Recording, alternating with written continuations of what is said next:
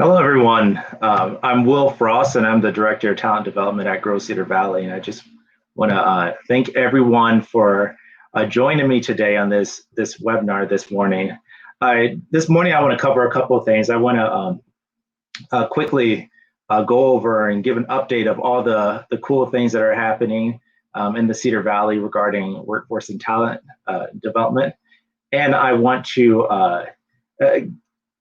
talk a little bit about COVID in the workplace, particularly right now with the current spike in numbers. It's affecting all our employers, and so I just want to give a couple of thoughts about that and kind of give some tools that I think could be really helpful. First, like I said, I want to start with the updates about workforce. And so just kind of talking about talent development here in the Cedar Valley and looking at our partnerships, particularly our Live the Valley brand. Our Live the Valley brand is partnered with the Iowa Economic Development Authority. This is Iowa project, which is this great collaboration. And out of that came a video that has really showcasing all the awesome things that are happening in the Cedar Valley. And to date, over 60,000 people have viewed that video. And so that's tremendous, as well as our Live the Valley magazine. This has 5,000 printed copies, but it also has a digital version as well. And so this is another tool that is really super helpful and for attracting new talent, as well as just overall information, in addition to guests who are visiting the Cedar Valley, is something that they can find in their hotel rooms, etc. And really, just looking at that branding that Live the Valley has done, the numbers really speak for themselves in regards to the impact. Over 2.5 million, with the M, people have been reached with this branding, as well as over 130,000 people have viewed our website. And it's a great talent attraction tool that's used.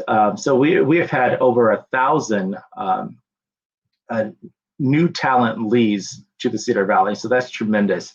And that's something I think worth noting. I would just kind of take my hat off to Aaron, who's actually behind the scenes on this. He's kind of the man behind a lot of that. And so I think it's great. We're also involved in a few other things. One big project that we've been working on is it's called Ignite. It's a collaboration, it's a partnership between various organizations, and really this innovative program is going to set the Cedar Valley apart as a leader in early workforce development.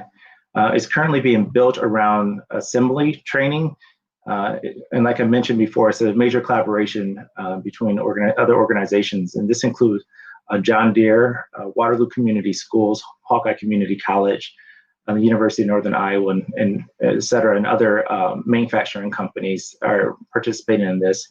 This first cohort is planned for high school seniors in the Waterloo High Schools. So that's all three of them, Waterloo West, East, and Expo.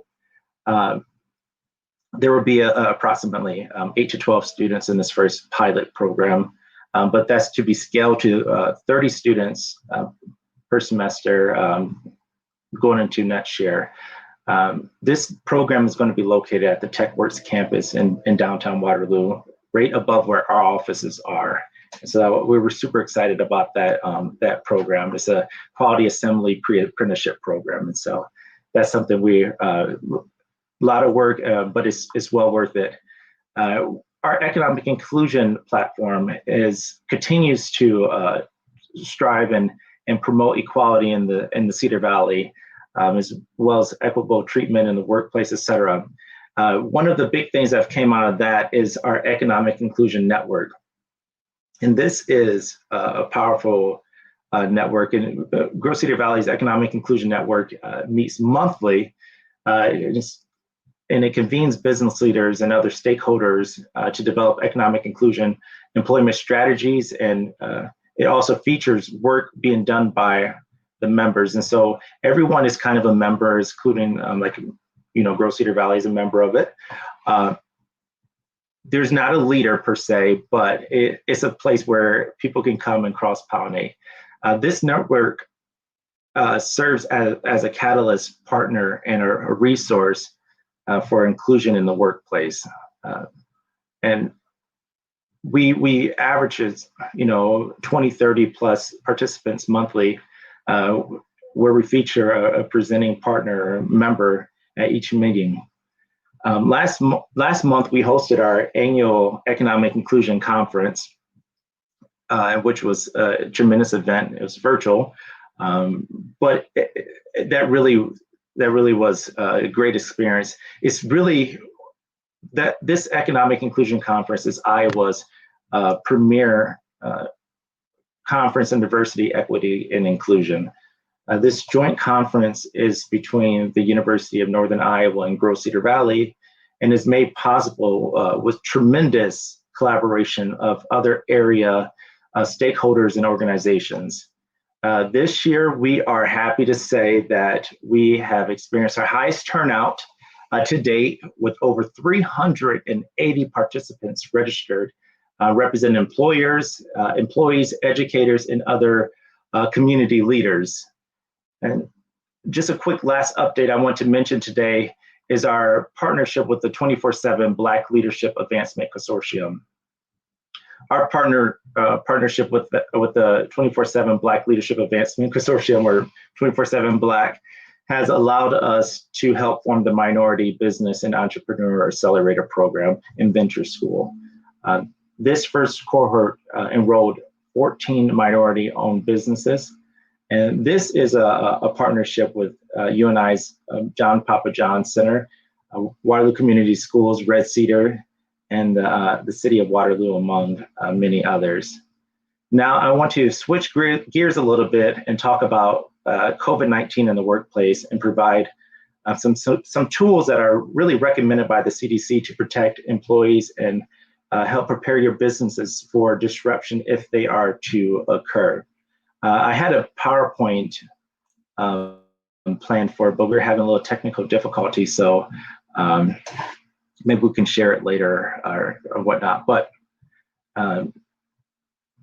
there's a few things I think that could be really beneficial to helping your workplace move forward during these really trying times where everyone is disrupted, and there's a tremendous breakdown of certainty, not just in our workplaces, but in our home lives. And so I think there's some things that we could do collectively that could really help our businesses thrive and move forward. One thing I want to mention is, I think, I shouldn't say one thing, it's a series of things, but a good thing to do with your workplace is to identify a workplace coordinator. This will be the principal primary contact person who will be responsible for COVID-19 issues. And so that gives a central point for all the employees to go to. It kind of helps with the organization of it all.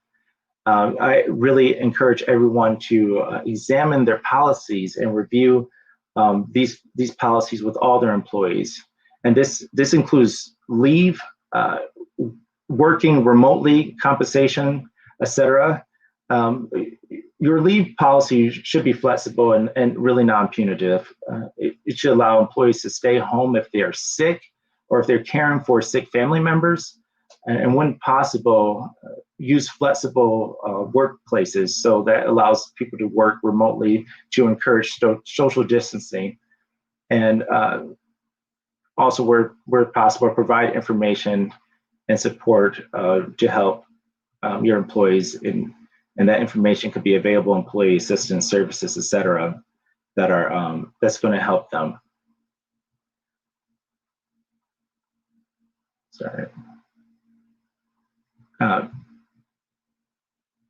Identify essential employees in business functions. This is important because this can really help. This is the time where you can explore ways you can continue your business operations if there are disruptions, and there could be. And so you want to be prepared for that. And in addition to preparing, really preparing a business continuing continuity plan, sorry. Being prepared for significant absentees or changes in the way you do business is going to be tremendously important. Once again, during these times of extreme disruption and uncertainty, our workforce is going to look for us for guidance. And so being proactive and planning is essential. And that goes into establishing an emergency communication plan.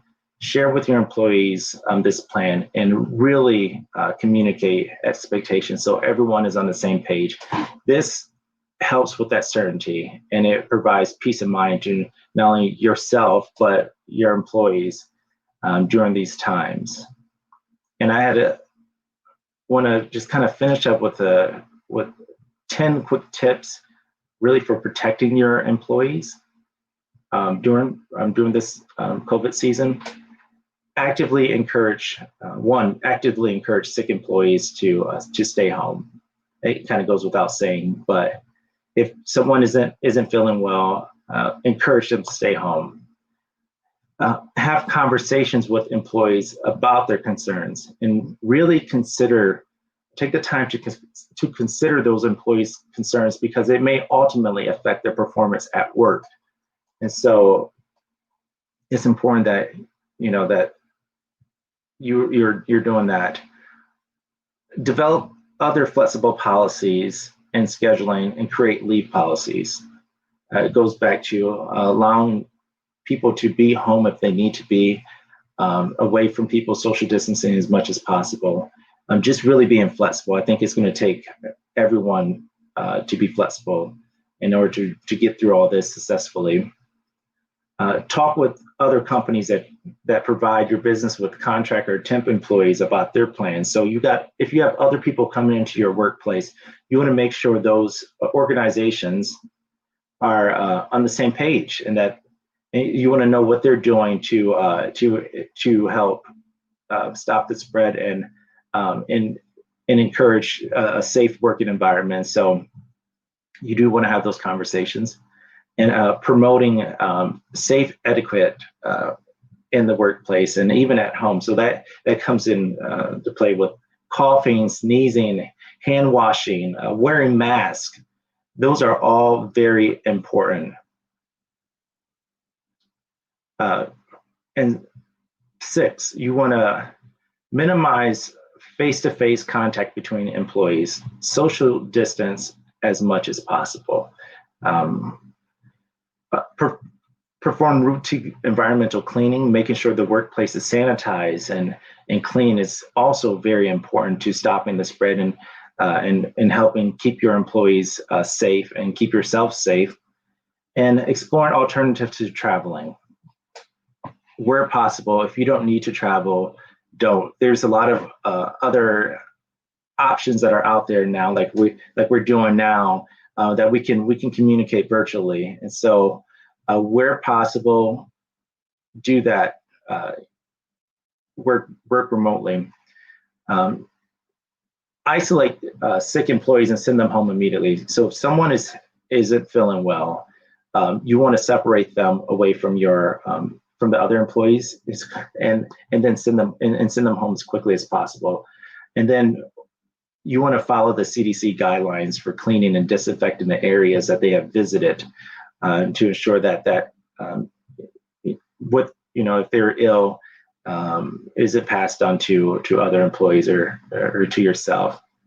And last but not least, provide education and training materials. And there's a wealth of information on our website at www.growcedarvalley.com. And by clicking on the link at the top of the page, there's also a tremendous amount of information available at the Black Hawk County Public Health website, as well as the state of Iowa and the CDC. And so seek information, knowledge, and encourage your employees to to learn as much as possible and really be proactive in all of this. And I think that's how we're going to get through all this together. I won't eat up too much more of your time today. So keeping with our commitment to the Cedar Valley, we regularly request input directly from our community members. And so I would love to answer any questions or hear any comments anyone might like to share. Otherwise, feel free to reach out to me at any other time. I don't know if you could put my contact information up there. We can share that a little later. But at this time, I'd like to open up the floor to anyone.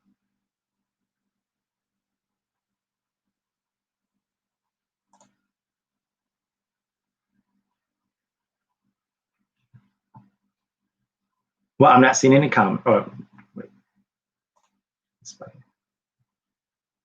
Okay, well, I'm not seeing any comments. So I thank you again for joining me today, and you all stay safe out there. Thank you.